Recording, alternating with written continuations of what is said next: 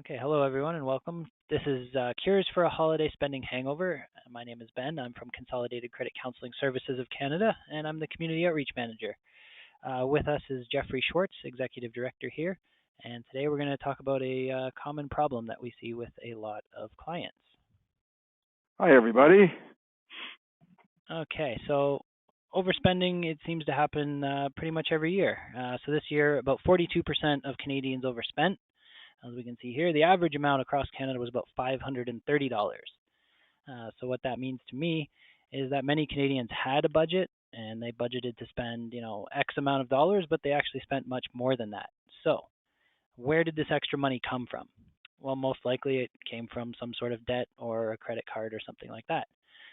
Some even plan to go into debt to finance their holiday spending. So essentially, they've partied too hard and they have a spending hangover that's going to last well into January, maybe even beyond. So what can they do? Well, the first thing is, stop spending. Stop using credit. Put the plastic away. Maybe use cash for now. The frozen balances are going to be much easier to manage than ones that continue to grow or be added to. So like with any hangover, you need to stop what you're doing in order to feel better. So, if I have too many celebratory drinks during the holiday festivities, the morning after I'm going to feel terrible. So I'm probably going to cut back on drinking, at least for a few days anyway. Same goes if I eat too much candy and chocolate during a week of festive dinners with family and friends. I'm probably not going to feel too well after that. So, maybe I'll start eating healthier, maybe going to the gym or exercising, and maybe I'll start feeling better in the new year. But with credit, with debt, time after time, we keep seeing people taking the hair of the dog approach to their holiday spending hangovers. They fall deep into debt. They use those credit cards a little too much when they're doing their holiday shopping, and instead of cutting out credit cold turkey, they take more debt as a stopgap solution. Almost like having a Bloody Mary or a Caesar on Boxing Day. So your bank accounts, the credit card debt levels, those aren't going to change for the better unless you do. So it won't take any extreme measures, not going to take any overly detailed planning. But today we're going to talk about some smart ways to start small, and you can start making a big difference. So now I'll turn it over to Jeff, who's going to talk about how you can make a plan for this. Yeah, thanks, Ben. Like any great holiday party, if you don't start cleaning up the night before, there's going to be a big mess in the morning. And to be quite honest, nobody likes cleaning up the mess after a party, and having a hangover just makes it absolutely worse if you're going to wait till the next day. Holiday debt can quickly become uncomfortable messes too, so we should take some time to look at ways to clean them up. We want to start by looking at where you spent your money. In today's digital age, that's really never been easier. Start by looking at your mobile banking app. The expense tracking and budgeting software found in your pocket or purse has already done the work for you. Or you could head to your bank's website and log into your online banking and print out a specific date range of expenses, and then that's going to tell you where you spent your money. Or worst comes to worst, just go to a bank and ask a teller to print out copies for your statements.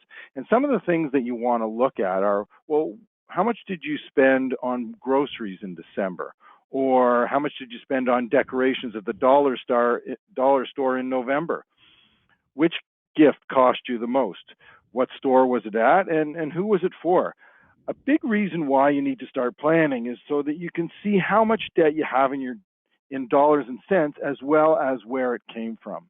Then you'll be ready to set a smart goal. Now, by the way, paying off my holiday debt is not a smart goal.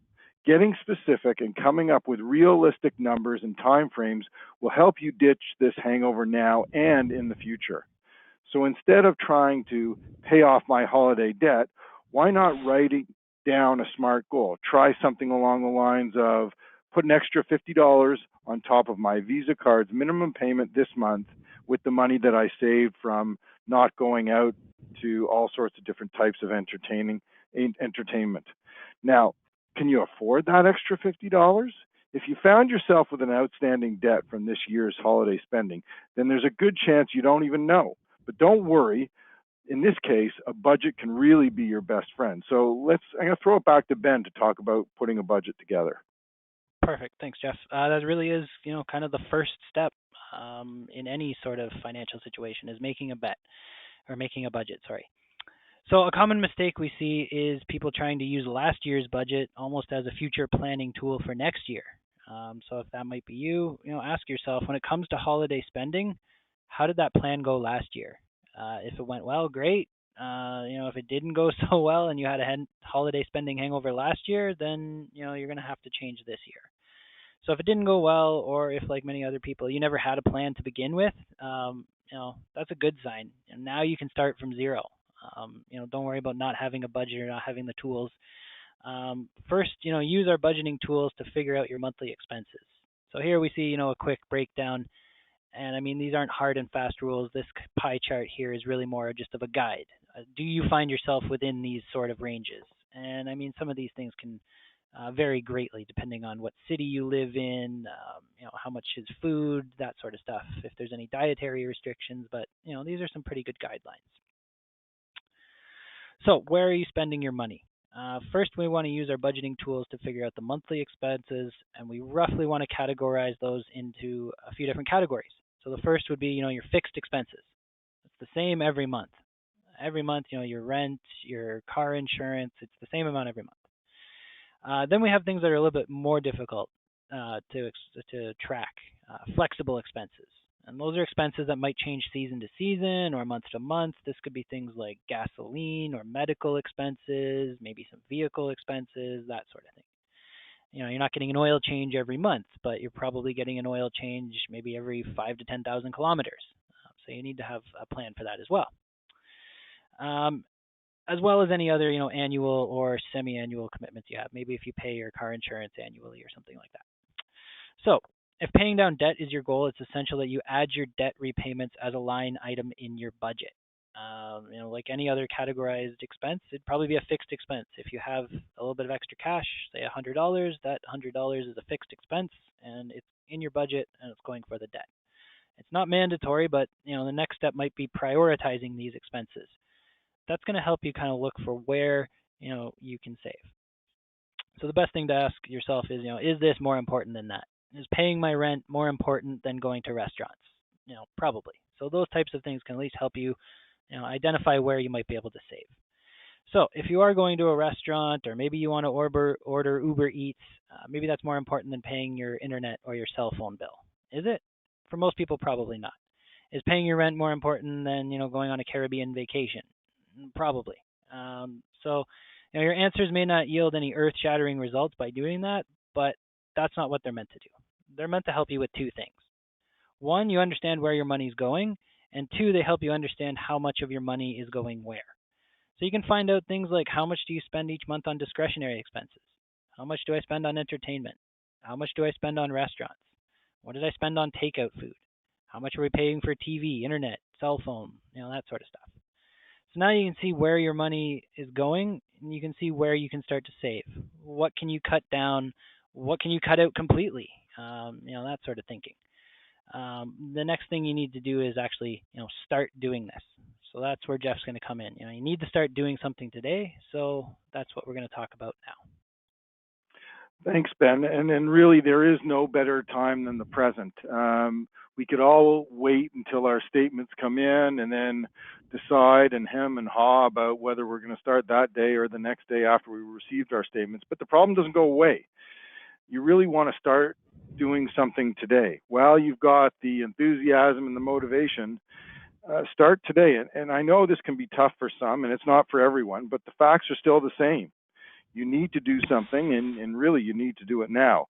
Don't be tempted to just make the minimum payment on each bill. That's a trap, and it's only going to make your situation worse, as the majority of each minimum payment goes towards interest and fees that you may have incurred. It really does nothing to reduce the principal amount that you owe and have outstanding. Now, this happens a lot, and often people justify it to themselves by saying things like, I just need some time to catch up, or once work picks up again, I'll have no problem paying them off. This could be a time to start looking for some extra income. This could be any passive income you have received, such as bonuses or commissions, tax refunds, gifts, or inheritances. Or perhaps you're a little more proactive and willing to look for a second or part-time job drive for a car sharing service, or even sell some unused sports equipment, electronics, or other valuables. I mean, we all have these old cell phones or mobile phones, excuse me, mobile phones in our drawers tucked away, but they're worth money to somebody, and this might be an easy way to just grab some money and plunk it down against your debt. So whether it's $5 or $500 added to the minimum payment, try your hardest to save as much money as you can, using your new budget, of course, and put that towards your debt. Coming up with a plan of attack will be the next step.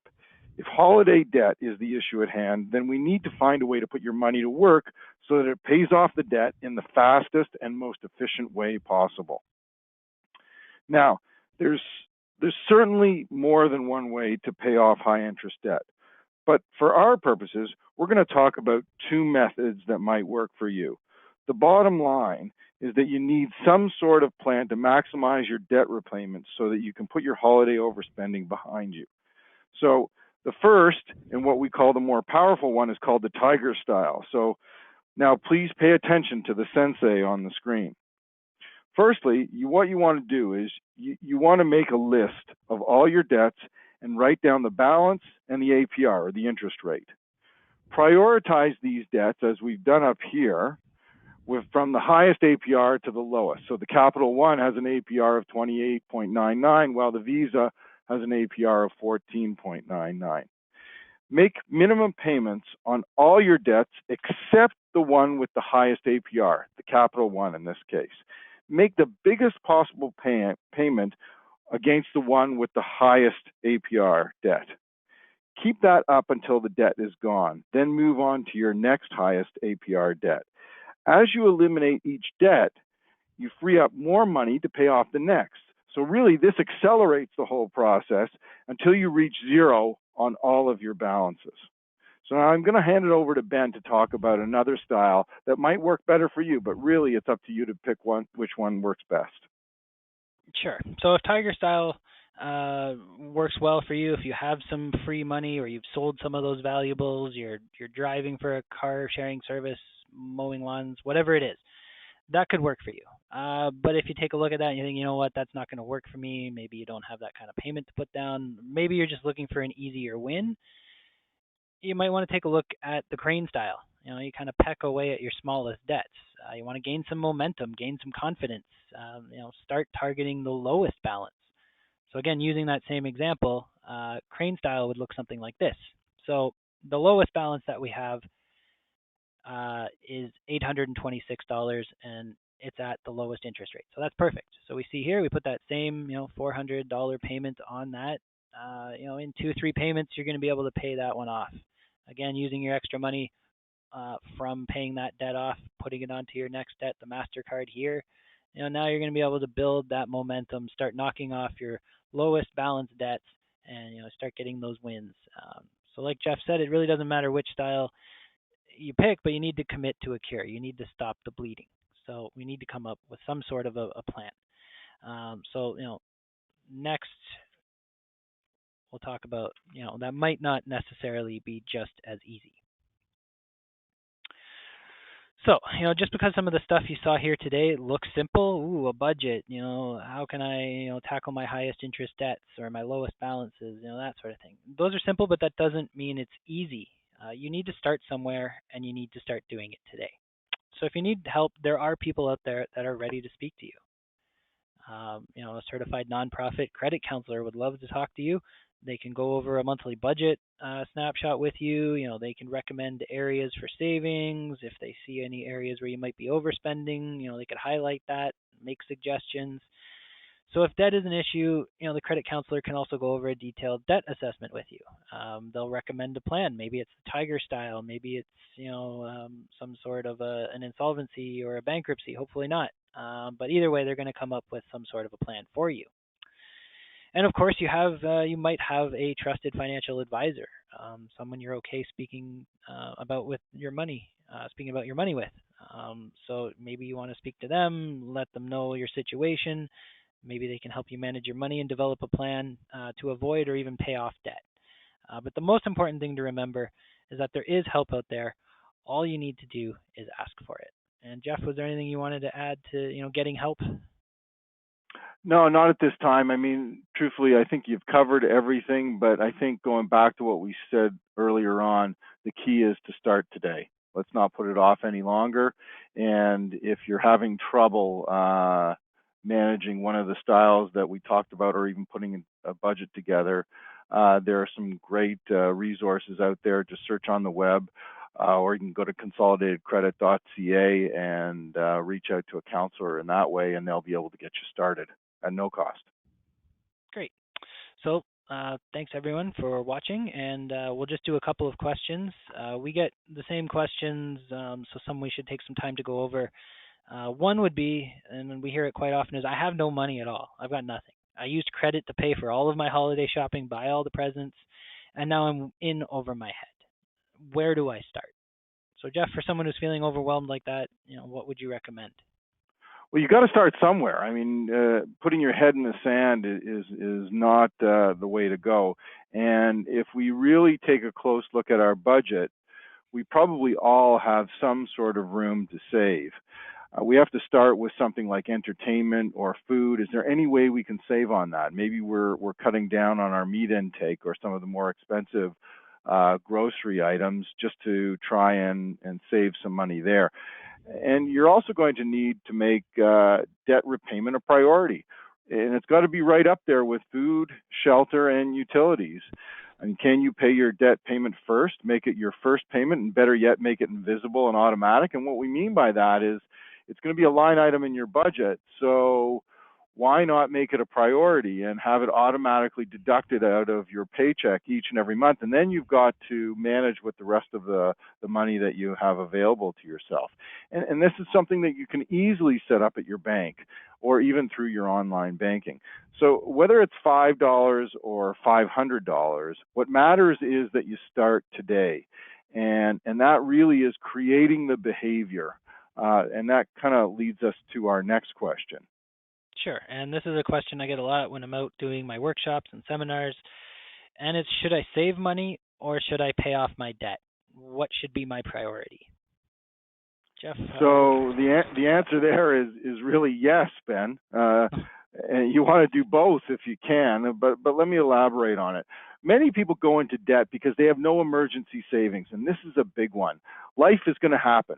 Regardless of what's going on, good, bad, or indifferent, life is still going to happen, and it can be expensive when it does. You're going to have something happen that's unexpected, but if you've built up some sort of emergency savings before the emergency, then you're not going to have to finance it with your home or anything else. You're not going to have to go in further into debt to pay off that car repair or that emergency leak in the roof or that medical issue.